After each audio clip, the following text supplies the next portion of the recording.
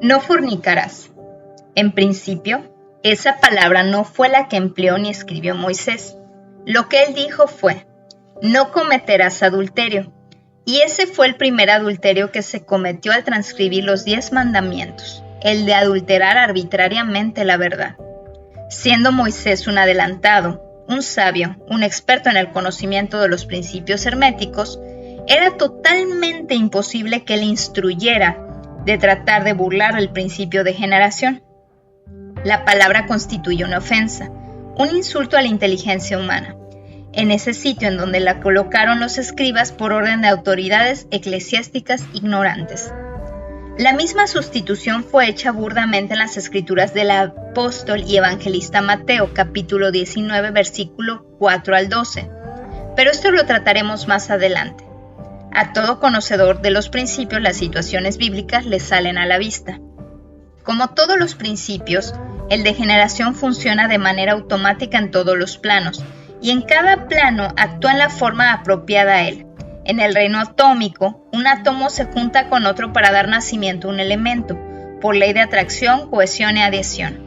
Y esas tres condiciones naturales del principio de generación, o sea, que formará parte integral del principio. No hubiera sido creado nada, no se produciría nada, no nacería nada, no evolucionaría nada si se pudiera destruir el principio electrónico del magnetismo, o sea, la atracción entre el positivo y el negativo. La adhesión y la cohesión ocurren después de la atracción. La adhesión es la autodeterminación del átomo. En otras palabras, el libre albedrío que contiene todo átomo de aceptar o rechazar el unirse a otro átomo que sea o no su tipo. La cohesión es la facultad de pegarse el uno con el otro en un grado tal de fuerza que no necesito recordarles lo que ocurre cuando se logra separar las partículas de un átomo. La bomba atómica. Supongo que habrás visto en lo que acabas de leer la similitud a lo que ocurre entre nosotros los humanos. Esa similitud te ilustra a perfección el principio de correspondencia. Como es arriba es abajo, como es abajo es arriba. Es decir, que estudiando la monada se llega al ángel, como lo expresa el Kybalión. Bien, los principios actúan automáticamente por encima de todo y a pesar de todo lo que podamos nosotros hacer en contra. Si los átomos fueran ya seres humanos, o si ellos hablaran en palabras nuestras, llamarían a este proceso de atracción, adhesión y cohesión fornicar, ¿no es así?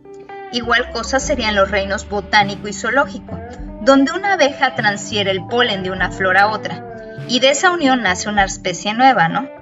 Ahora díganse si está en los designios de Dios Creador impedir o prohibir estos procesos. Es sabido que al oponer una resistencia a un principio se multiplica la fuerza que lo impele y busca la salida por otros conductos, o sea, que lo único que se logra es obligarlo a desviarse, no se logra atajarlo. En el reino animal, el principio de generación es llamado sexo. Todo el tiempo que los humanos continúan reproduciéndose por el llamado proceso sexual, están comprobando que una parte de su sistema no ha salido aún del reino animal.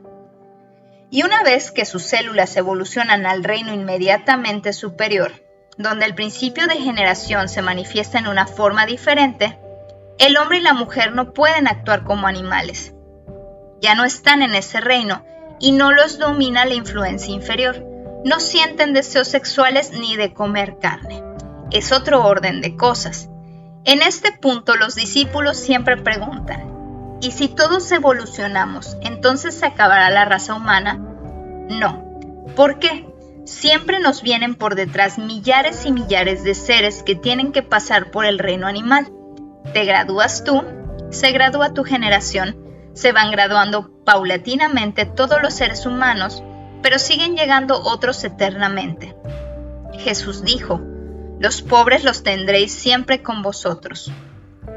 Se refería no solo a los económicamente pobres, sino también a los pobres en conocimiento, en experiencias, los pobres en evolución. También dice el Apocalipsis que el Señor anunció para esta era que no nacerían más niños. Eso lo anunció para el sector humano de su época, que es el mismo que evoluciona hoy. Ya se acerca ese momento. Lo sabemos por lo siguiente y por muchas otras señales. La hora más oscura antes de morir es el amanecer. El moribundo se mejora justo antes de morir. El enfermo se empeora justo antes de curar. La población de la tierra aumenta en todas partes de una manera extraordinaria. Pronto comenzará a declinar. Una de las respuestas de Jesús a sus discípulos, tocante al momento de terminarse el mundo antiguo y la entrada del mundo nuevo fue: cuando caiga el manto de la vergüenza. Esto significa cuando sea conocida universalmente la verdad de los principios que estamos aprendiendo. Y muy especialmente la verdad que trataron de adulterar con ese título falso de no fornicarás, pues estás atrayendo la atención humana y enfocándola, o poniendo al mismo tiempo una prohibición o una resistencia. Precisamente defraudaron su propósito, como expusieron más arriba. El impulso del principio de generación se multiplicó y buscando su salida se desvió. Así podemos ver los terribles efectos. Es el mandamiento que ha sido más quebrantado, que ha ocasionado mayores números de abusos, de distorsiones mentales y de aberraciones sexuales, de males físicos, de deshonras, vergüenzas y castigos. Todo por la sustitución arbitraria de una palabra. Todos han visto esos arbolitos japoneses enanos, retorcidos y distorsionados a un grado increíble. Los vemos con una curiosidad y como tal admiramos, pero esto no quita que sean un atentado contra la naturaleza, como lo es una ave enjaulada y un animal amarrado. También sabemos que todo lo prohibido adquiere un atractivo fuera de toda proporción. Esto es lo que ocurrió con todos los intentos de frenar al principio de generación, tales como la de darle la manzana de Adán a una interpretación sexual, la de adulterar los textos inspirados, todo por ignorancia, por el empeño de ejercer dominio o poder sobre los demás. El significado metafísico "no cometerás adulterio" es precisamente no malinterpretes las leyes porque no lo lograrás. O sea que el efecto será el contrario a lo que tú deseas, y la ley misma se encargará de dar el mentis a lo que has dicho. Para el Maestro Jesús, el dogmatismo fanático era aún más repugnante y más digno de castigo que el libertinaje sexual, y así lo expresó cuando dijo: «Ay de tu corazón, ay de ti, Betsaida, os digo que a Tiro y a Sidón les será más tolerable el castigo que a vosotros». Corazón y Betsaida eran pueblos bíblicos. Cada nombre de pueblo o ciudad en la Biblia es un símbolo. Estos dos nombres simbolizan el dogmatismo y el fanatismo. Tirón y Sidón simbolizan las desviaciones sexuales, de manera que él dijo textualmente que los pecados sexuales serían más tolerables al castigo que al dogmatismo y al fanatismo suyos. En otras palabras, que serían más duramente castigados los fanáticos religiosos que las rameras. Volviendo a la referencia que hice al comienzo del capítulo, San Mateo capítulo 19, versículo 4 al 12, voy a referirlo completamente. Entonces vinieron a él fariseos tentándole y diciéndose: ¿Es lícito al hombre repudiar a su mujer por cualquier causa? Él respondiéndole les dijo: ¿No habéis leído que el que los hizo al principio varón y hembra los hizo? Por esto el hombre dejará padre y madre y se unirá a su mujer, y los dos serán una sola carne. Así que ya no son más dos, sino una sola. Por lo tanto, lo que Dios juntó, no lo separe el hombre. Le dijeron: ¿por qué mandó Moisés dar carta de divorcio y repudiarla? Él les dijo: por la dureza de vuestros corazones. Por eso os permitió repudiar a vuestras mujeres, mas al principio no fue así. Y os digo que cualquiera que repudia a su mujer y se casa con otra, adultera, y el que se casa con la repudiada, adultera. Los escribas eclesiásticos insertaron la cláusula, salvo por causa de fornicación, por su cuenta y riesgo. Tenían que meter de cualquier modo la palabrita y les resultó sin sentido, andando el tiempo y a la luz de las enseñanzas superiores. Le dijeron sus discípulos: si es así, es la condición del hombre con su mujer, no conviene casarse. Entonces él les dijo: no todos son capaces de recibir esto, sino aquellos a quienes es dado. Pues hay eunucos que nacieron así del vientre de su madre, y hay eunucos que son hechos eunucos por los hombres, y hay eunucos que asimismo se hacen eunucos por causa del reino de los cielos. El que sea capaz de recibir esto, que lo reciba. Si ustedes son capaces de recibirlo, habrán visto expuesto el principio de generación hasta el momento de mencionar a Moisés. La explicación original fue sin duda alguna más larga y detallada, ya que los discípulos comprendieron y dieron el comentario: si es así la condición del hombre con su mujer, no conviene casarse, o lo que es lo mismo, no hay para qué casarse si desde el principio fueron hechos uno para el otro, o sea que cuando el polo positivo y negativo se juntan, no hay quien los separe. Cada célula del seno de Dios es mitad positiva y mitad negativa. En el lenguaje de los humanos y en el plano humano, la célula primitiva o el átomo original es femenino y masculino. Al poco tiempo de estar evolucionando, se separan los dos sexos y continúan evolucionando cada uno por su lado hasta el encuentro definitivo. Al final, los 14,000 años que se necesitan para adquirir la conciencia espiritual. Estos dos sexos son entidades separadas e independientes, destinadas a formar pareja algún día. Sin embargo, los hay los que no desean separarse. Estos son los que Jesús llamó eunucos por causa del reino de los cielos.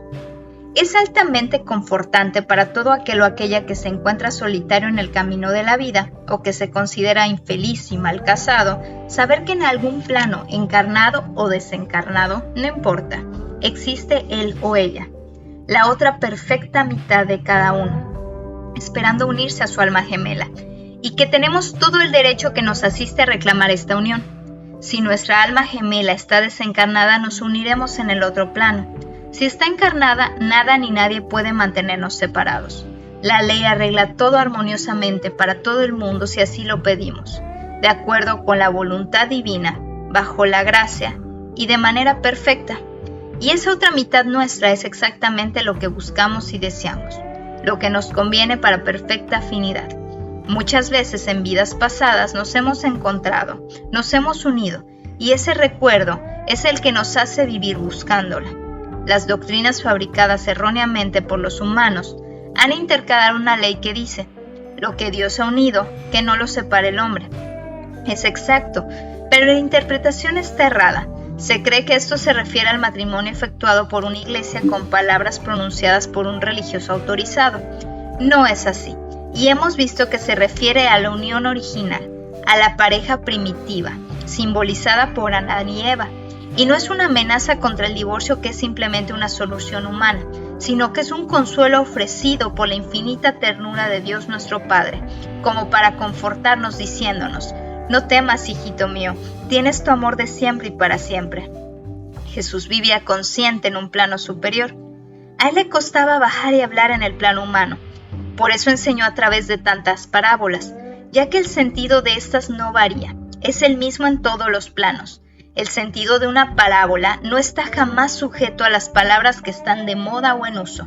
Las referencias a los eunucos es casi una parábola. Se puede tomar en el sentido humano si así se desea, o en el sentido científico, que se refiere a los neutrones, que no tienen carga positiva ni negativa.